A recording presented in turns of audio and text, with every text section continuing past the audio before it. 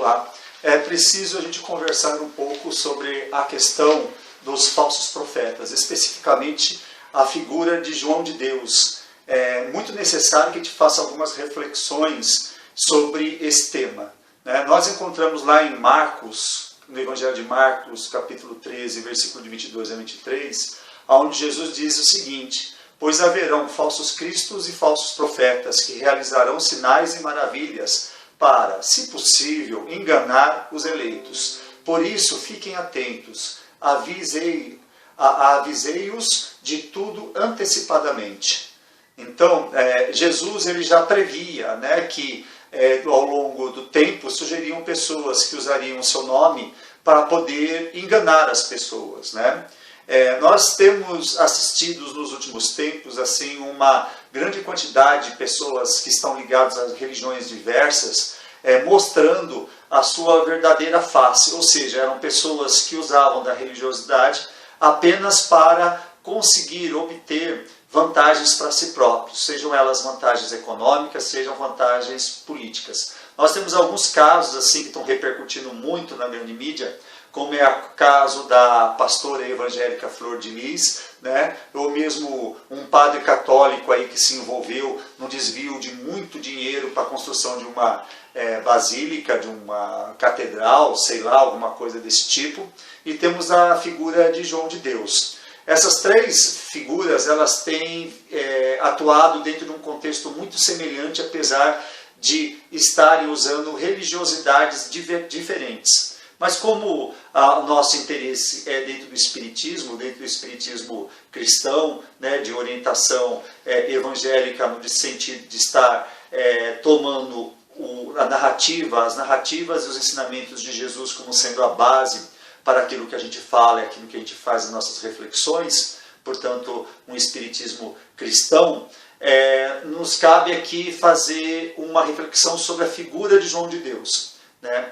Em primeiro lugar, a primeira coisa que a gente tem que desviar da nossa mente é a tentação de dizer que João de Deus não é espírita, né? Eu sou totalmente contra esse tipo de coisa, por um motivo muito simples, né? Ele se dizia espírita e até então eu não tinha ouvido qualquer tipo de resistência do movimento espírita em relação à figura de João de Deus. Então eu acho que por uma questão de aprimoramento, de evolução do próprio movimento espírita, é preciso sim assumir que ele estava dentro do contexto do movimento espírita, apesar dele infringir uma série de recomendações. De qualquer pessoa que estuda espiritismo com seriedade sabe muito bem que ele não cumpria uma série de recomendações que é praticamente um padrão dentro do movimento espírita, né?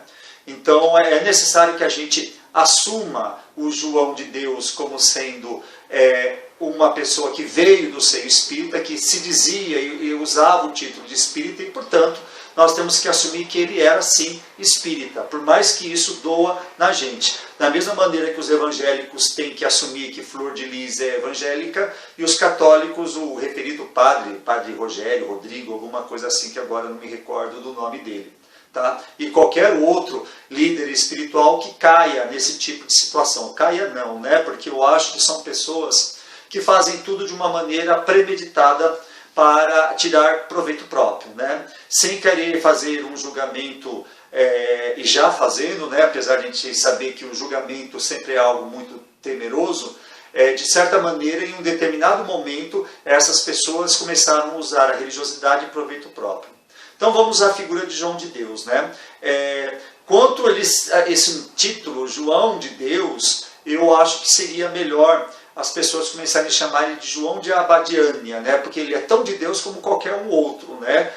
Indiferente dos seus erros. Ele é o João de Abadiânia, que é um filho de Deus como o outro qualquer, como nós conhecemos dentro dos ensinamentos que estão aí no cristianismo. Vamos lá, os grandes erros que nós temos, na minha opinião, dentro do movimento espírita, né, que cabe a nós a olhar os erros de João de Deus, uma pessoa que usava da mediunidade para tirar dinheiro dos outros. Esse é o primeiro erro, que deveria ter sido percebido desde o início pelo movimento espírita, e para tirar vantagens sexuais diante da sua posição de poder que ele tinha em relação às suas vítimas, que eram até agora, onde a gente saiba, eram mulheres, né? Então vamos lá. Primeiro ponto, né, para o espírita. O espírita tem que ter, espírita cristão, ele tem que entender que a mediunidade não pode resultar em benefício financeiro, nem para o médium e nem para a instituição onde ele está. Tudo que se faz dentro da mediunidade, ela deve ser gratuita, uma vez que Jesus mesmo disse que tudo que nós recebemos era de graça e deveríamos retribuir de graça também. Outro ponto que deve ser questionado é a relação da mediunidade com o seguidor do Espiritismo. A mediunidade não deve ser encarado como algo sobrenatural para nós espíritas. A mediunidade, ela obedece leis naturais e alguém não é médium por ser mais evoluído. Então não é porque uma pessoa tem uma potência mediúnica extremamente grande que a gente pode confiar nele moralmente. Nós temos que separar as coisas e principalmente não se deixar seduzir pelas assinaturas de mensagens que vem junto dos intercâmbios mediúnicos. Não pode ser admitido esse tipo de coisa. Não interessa qual é o médium e nem qual é o espírito que se manifesta pelo médium. O que tem que avaliar é se aquilo gera boas obras e esses benefícios devem ser distribuídos sempre gratuitamente. Se a instituição religiosa está precisando de dinheiro, ela deve arrumar outros mecanismos para conseguir dinheiro. O médium não deve usar da sua atividade religiosa para conseguir influência política, ou seja, o espírita ele pode se envolver com política? Pode, mas ele não pode, ao se envolver em política, usar o espiritismo como bandeira, porque a gente não precisa de ninguém que defenda o espiritismo dentro da religião, dentro da política, né? Usando a religião para poder se promover. Esse é um outro ponto muito importante e um ponto muito crítico, né?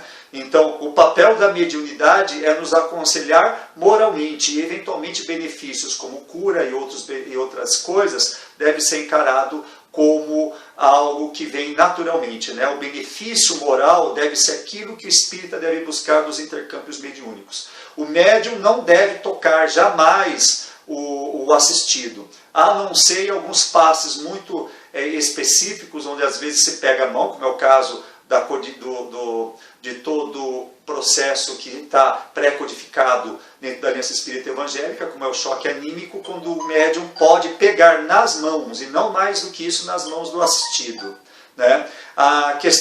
Outra questão que deve ser refletido é como que a gente se comporta sobre questões extremamente importantes nos dias de hoje, como a questão do machismo e da sexualidade.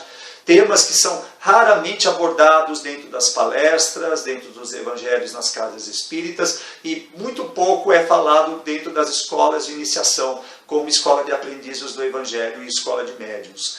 Essas questões como machismo e todos os temas relacionados à sexualidade deveriam ser encarados pelo espírita com mais maturidade.